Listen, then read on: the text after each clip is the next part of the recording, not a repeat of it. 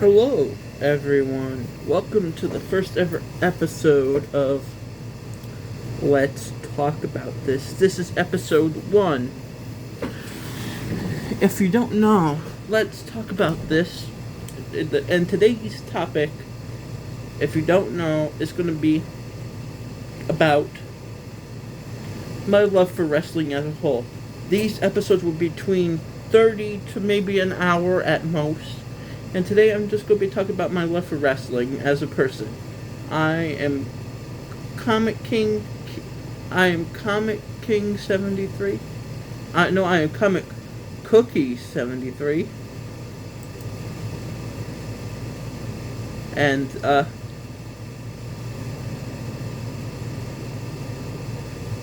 I am Comic Cookie 73.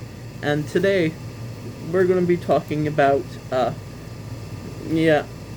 my love of wrestling got started and stuff. So,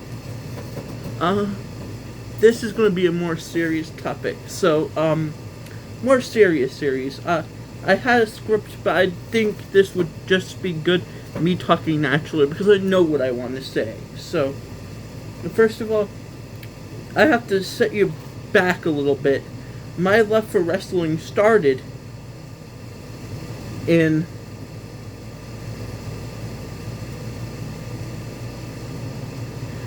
around early 2016. It started right about when WrestleMania was about to start. Let's see. I don't know when WrestleMania 31 it was.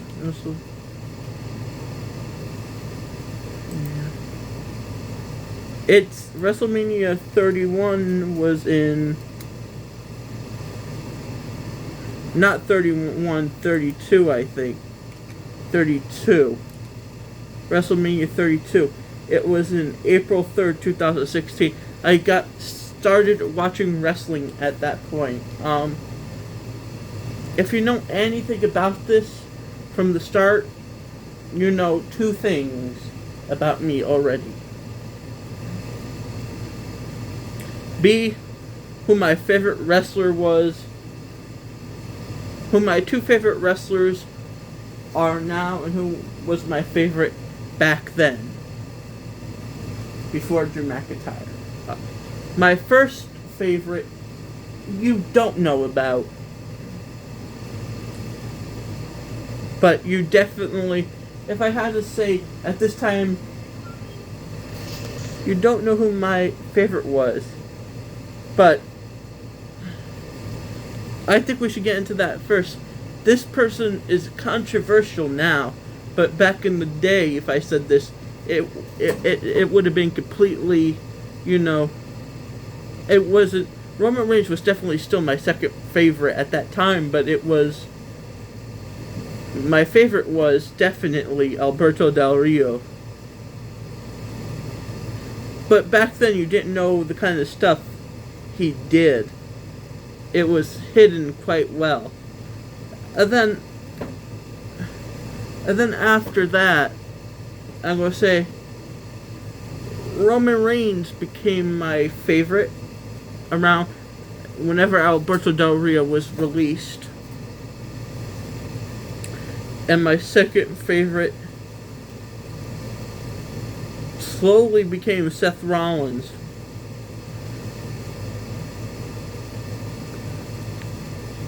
But here's where that all changed. Do you remember around 2020, Roman Reigns left because of the COVID thing? He would come back later. He would come back when he left when COVID was announced, and he just recently came back a year later. So basically, he quit for half the year because and I respect him for it. So did Sami Zayn, but they basically quit half the year. They didn't really wrestle in all of 2020 at all. So, but a few wrestlers did. But when Roman Reigns left,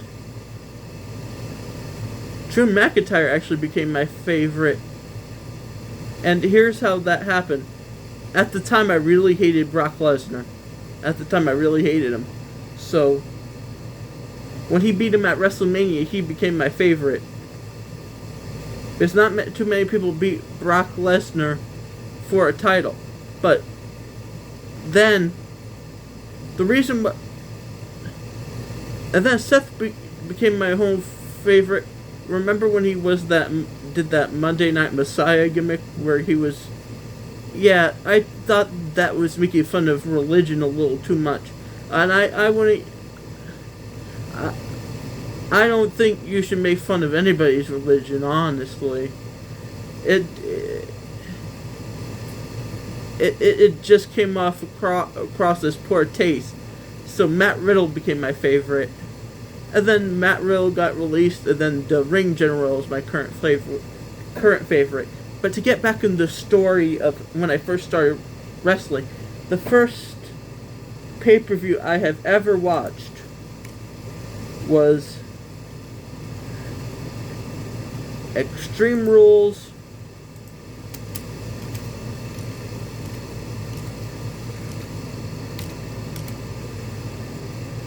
2016, which was main event where Seth Rollins returned and that Asylum match took place. Honestly, what I remember, well, I remember it quite well. The show quite well. Dean Ambrose and Chris Jericho, of course, was one of my favorite matches of the night. Roman Reigns and AJ Styles Extreme Rules match was good, but ultimately it turned into something much better, later on. So, as you know, the second pay-per-view I ever watched, if you're curious, was when Dean Ambrose won the Money in the Bank contract in Money in the Bank.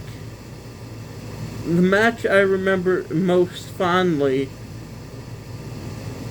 is probably Seth Rollins defeating Roman Reigns and Dean Ambrose defeating Seth Rollins for the championship and cashing in. This was right before the draft. Remember, I started watching when SmackDown and Raw weren't yet in the draft, so it became real confusing but easy to follow. And the Money in the Bank match, I actually wanted Alberto Del Rio to win, or if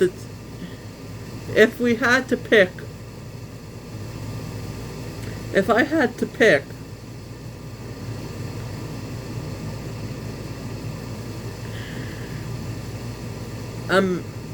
a match from the early times as a kid that I liked, I would probably have said everything. But you want me to tell you what? Eventually, everything stops. And eventually I started watching Impact Wrestling for a little bit. And I'm going to say 2019. And I stopped watching wrestling a little bit in 2018, 2019. I would, of course, watch, maybe WrestleMania. WrestleMania I always watched, but I didn't really care about the other pay-per-views all that much. But here's what basically killed wrestling for me for a little bit, and it was actually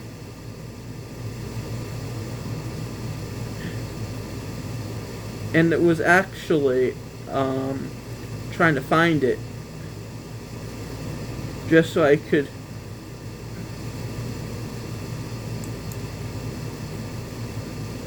which happened in 2019. It was the 2019 Hell in a Cell show, which was between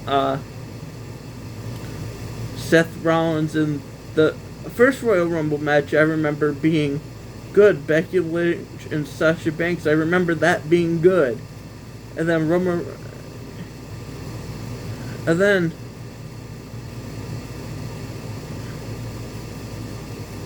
And then we get to the other matches,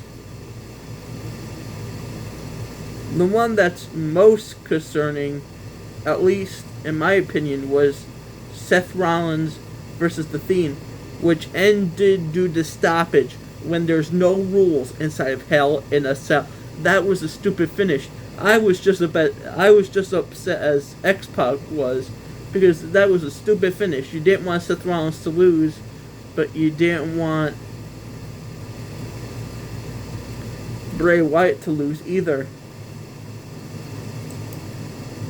I skipped Crown Jewel because at the time I would just skip the Saudi Arabia pay-per-views because they just felt like nonsensical. Survivor Series I did watch this year. I could plainly remember that. I didn't think it was bad.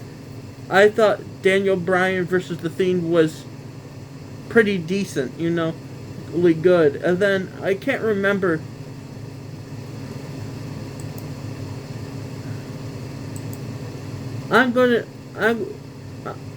But around this time I started getting a little bit uninterested.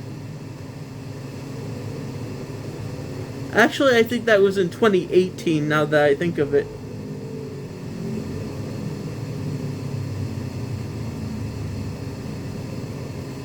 Yeah, because I did watch this one. Yeah, I think this is when I started to get into it a little more again. But at this time, but I was more focused on the pay-per-views that seemed more exciting.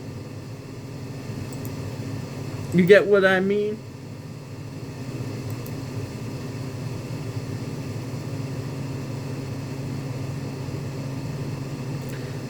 And ultimately, eventually, I got back into wrestling again. And wrestling was, something I liked very much so. And I don't think I could ever find a replacement for it. What I love about wrestling is because it's entertaining to me, despite knowing that it's fake. And not fake, but scripted. I'm going to say scripted, because injuries could happen in the damage their bodies take. Because you would think that the ring would have like a trampoline or something on it, something soft on it, but you're landing on hard wood. Eventually that does damage your body, so the repercussions of this are real serious. So I'm going to say scripted. It's scripted. It's not necessarily real, but it could cause real damage to you. I feel like that's a polite way of saying, not necessarily real. But to me, the story of it is interesting. And it's also time that I get to, just sit and enjoy something, I enjoy wrestling a lot, WWE is one of my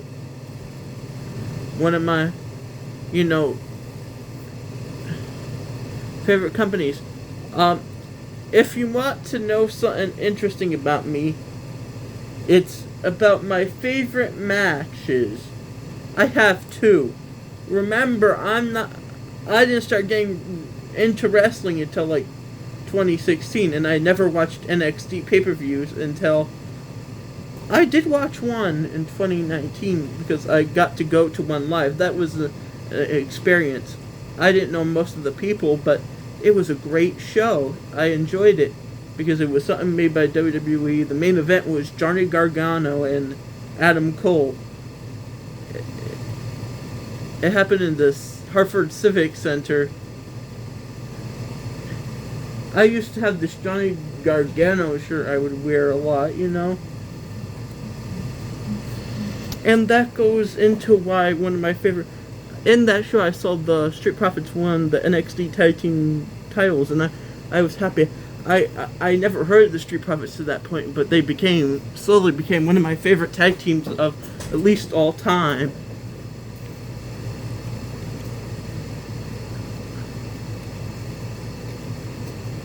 And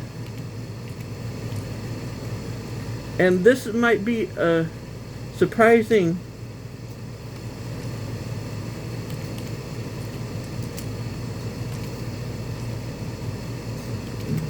And it might be surprising, but one of my favorite matches of all time, if this is the show that I think it is on, and it was Roman Reigns and Cesaro. I know it sounds ridiculous, but it was actually a very good match, in my opinion. I enjoyed this match.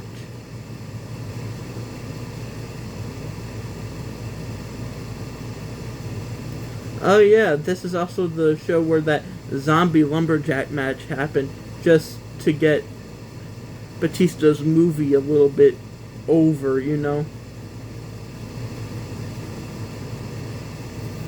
Yeah, I remember it. It wasn't that match was corny, real terrible.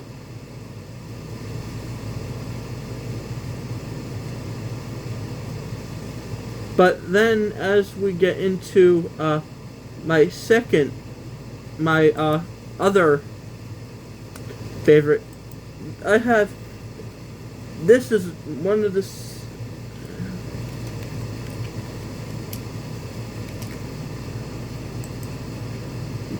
Here's one of my. This is one of my favorite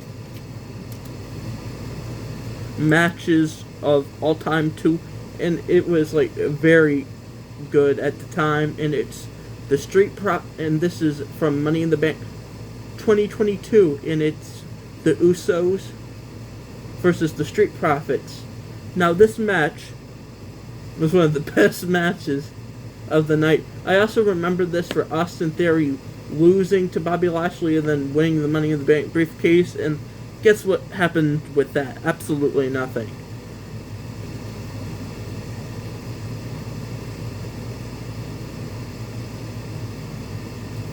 But then, as we get into SummerSlam, it's another match that I really was drawn to was the Street Profits and Usos with Jeff Jarrett as special guest referee.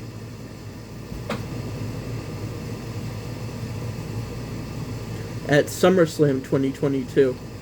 And honestly,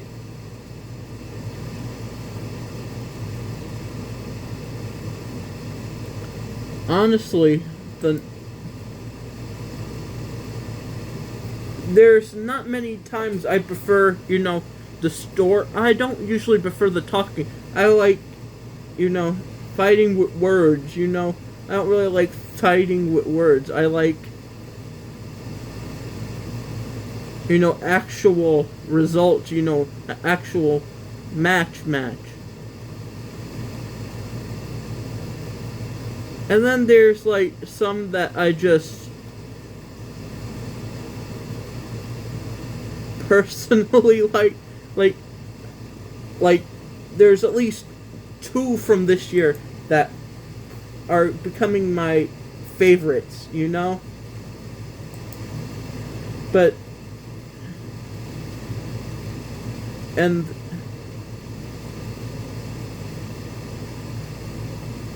those matches are honestly, in my opinion, some of the best wrestling work. And one of them includes Sami Zayn and Kevin Owens in that match in Elimination Chamber 2025. That one is honestly very good too. I forgot what they call it. It was like a street fight or something. Not street fight. Maybe like no holds barred. I forgot what, unsanctioned match where anything goes, and it was brutal. Barbed wire they used. They used everything in the kitchen sink to kill each other. And then Cody Rhodes and Kevin Owens in a ladder match in the Royal Rumble this year. Those two are... And then, if we're talking about last year, of course, Bad Blood, Drew McIntyre and CM Punk as I Hell in the Cell. That was bloody, it was awesome. But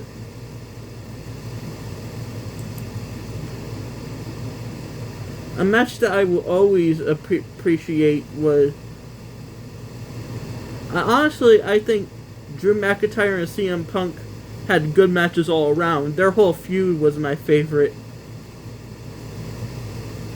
So, honestly,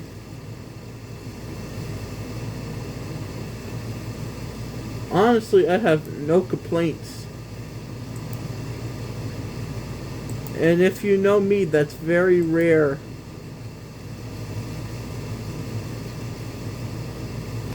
But then, after that, there's like not much to really,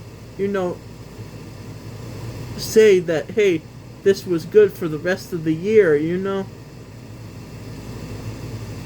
But another thing, I mean, of course I enjoyed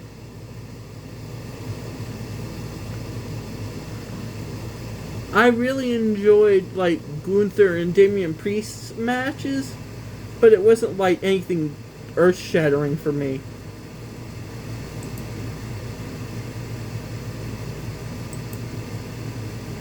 And, honestly, to me, I think WWE has gotten better over the past couple of years.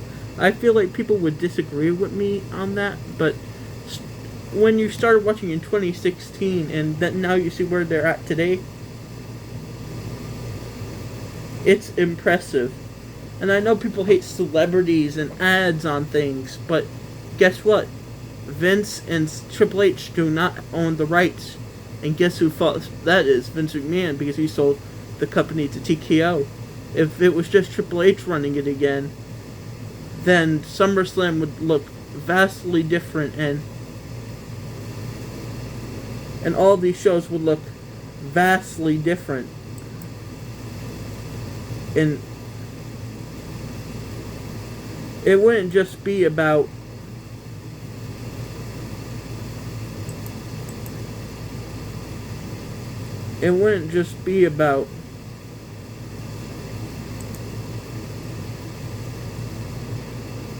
wrestling as a whole.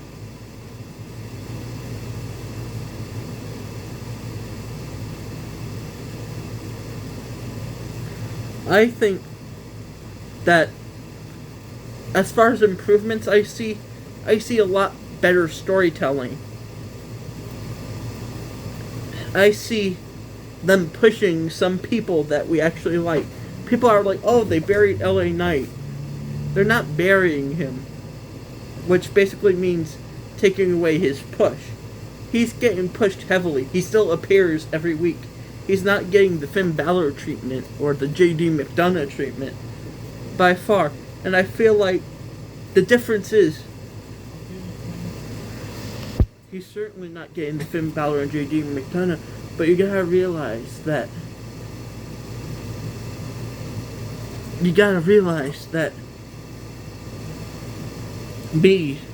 Cody Rhodes is a good wrestler, don't get me wrong, but LA Knight and people also deserve a little bit of a push. LA Knight is in his 40s, guys. Listen, Damian Priest is in his 40s. The reason why they're not getting pushed is because who knows how much longer they're going to wrestle for. That's the whole point. The whole point is not that. That's the reason why they're looking towards people like Braun Breaker, Bronson Reed, people who are not in their 40s yet, or not in their 30s yet. They're looking towards like Dominic and stuff, because how much longer do you think AJ Styles is really going to be wrestling for? I'm going to say he's got at least another 2 years at most before he might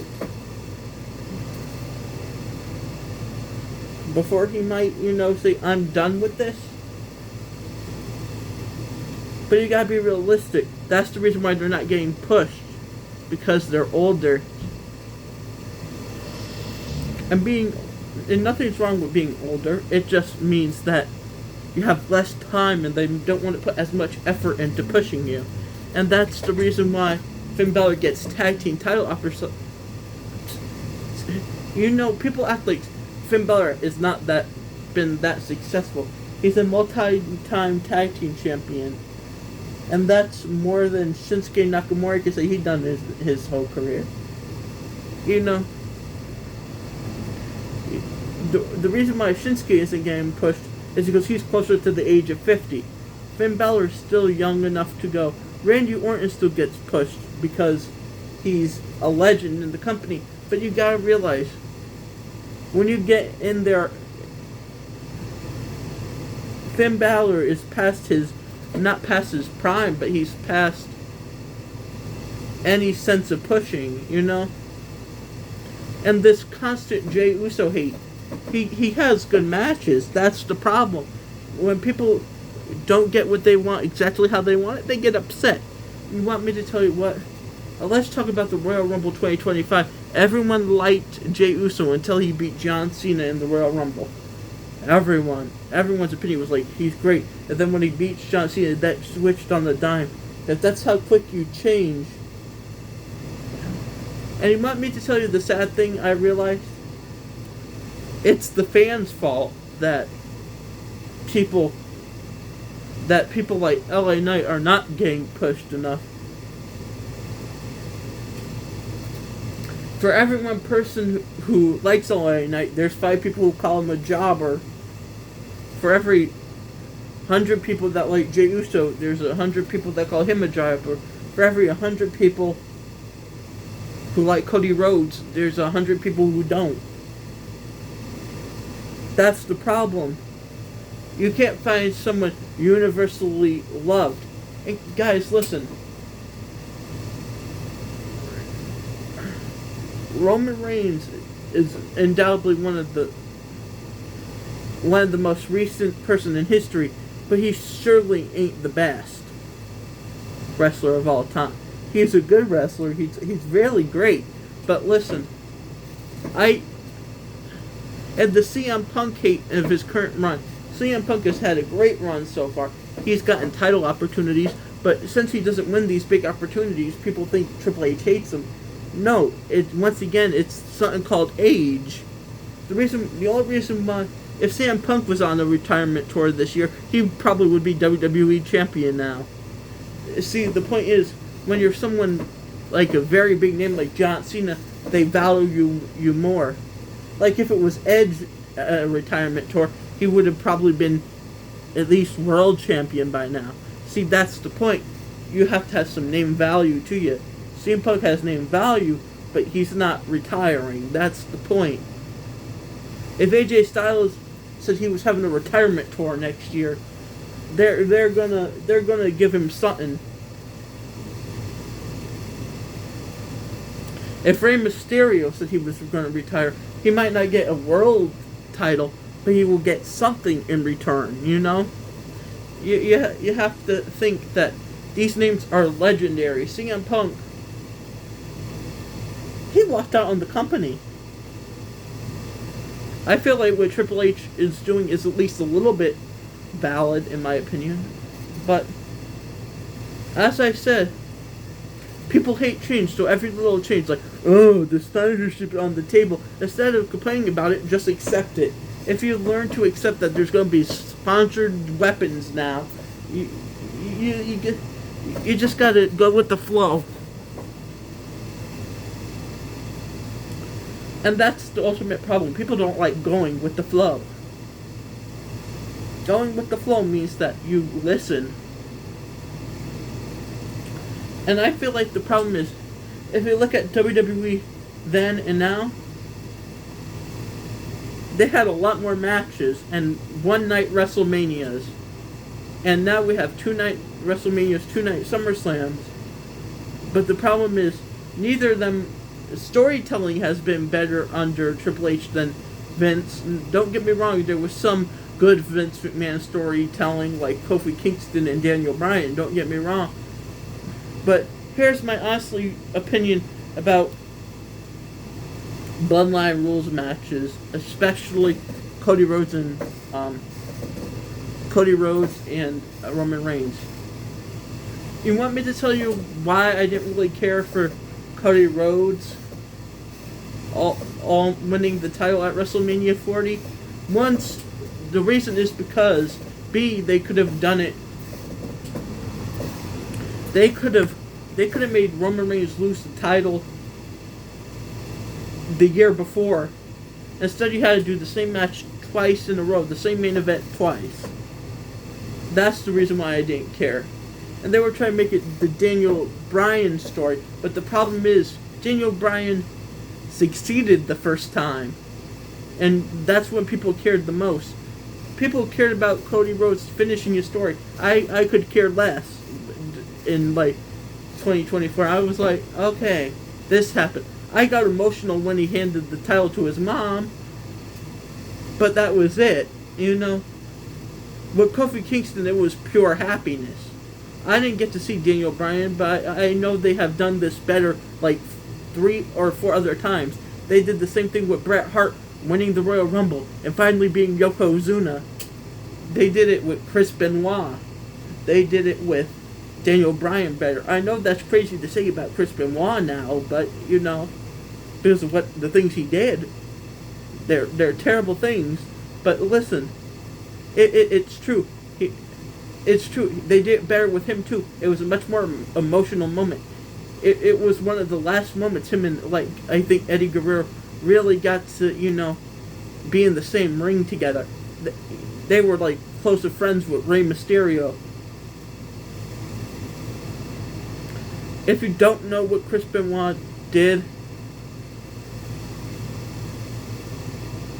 let's just this is where it gets a little bit more serious. Basically what he did was, first of all, I should explain this.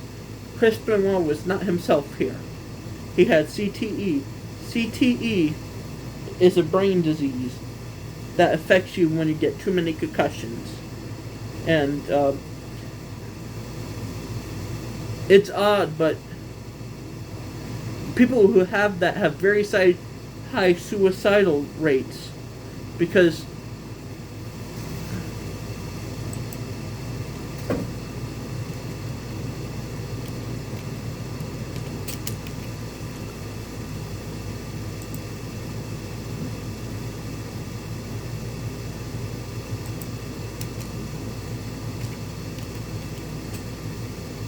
they said his level of CT.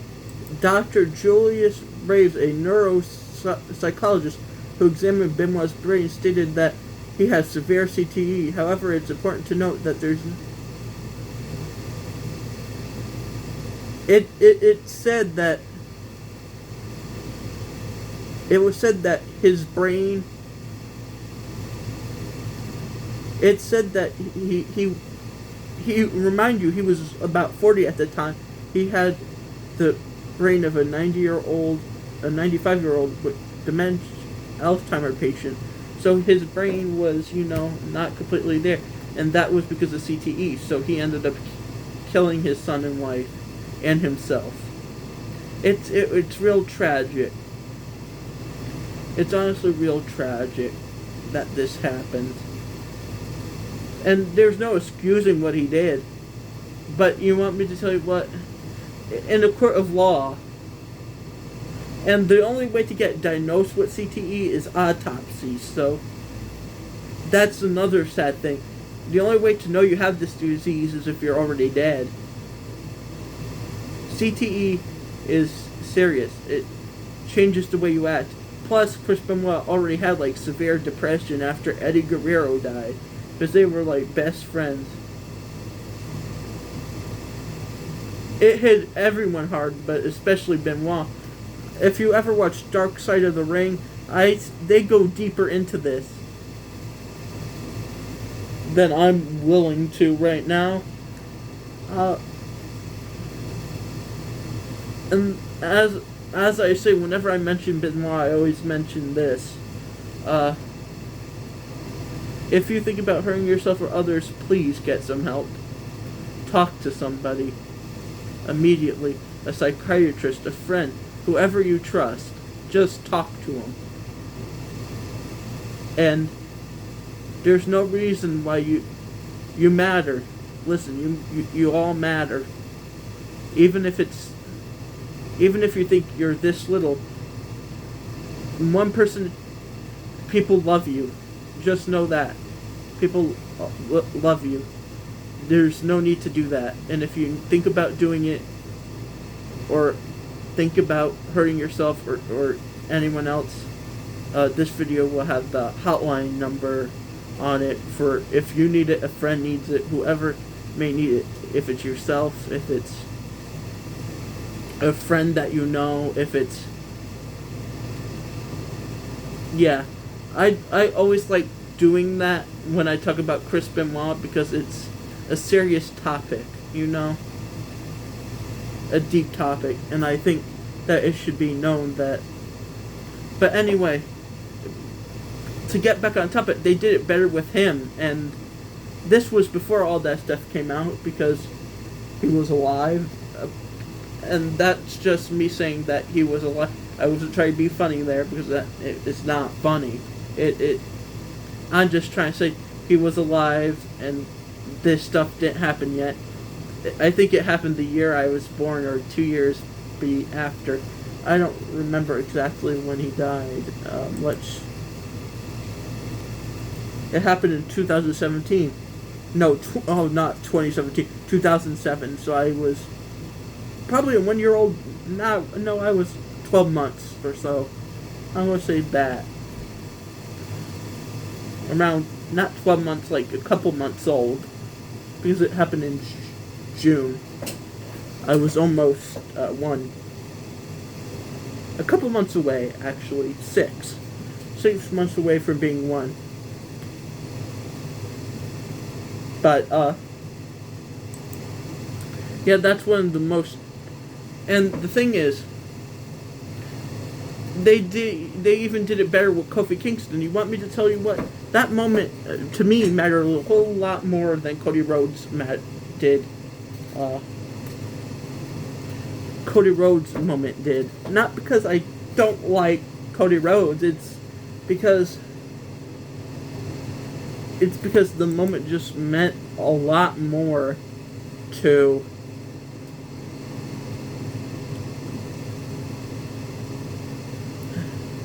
me. It just meant a lot more to like Kofi Kingston and like Daniel Bryan and like Bret Hart and even Chris Benoit in a way.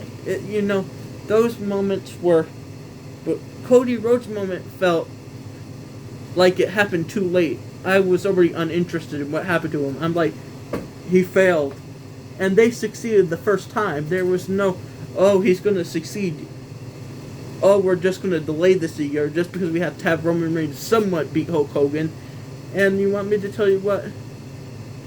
The thing is, even Bruno Sammartino, people think that Roman Reigns is like the best. Bruno held it for longer. I think his first reign was like 2,000 days. He held it for over 10 years. Altogether, he held it for 11. Altogether, both of his reigns combined are 11 years as champion. Roman Reigns did 5. That's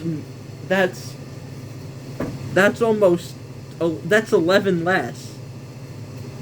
No, that's 6 less. That's 6 less years than Bruno had. Like, if you were just gonna go all in on Roman, why not have him beat Bruno's record?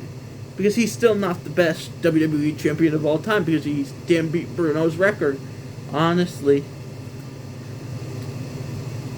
And I think the difference between Roman Reigns and Bruno Sammartino is,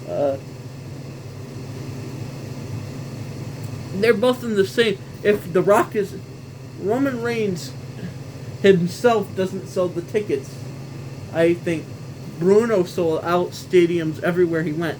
I don't think it was just Roman that sold out tickets. I think it's Rhea Ripley, too. And Liv Morgan that helped sell the tickets. And, I feel like it's more them than it was Roman,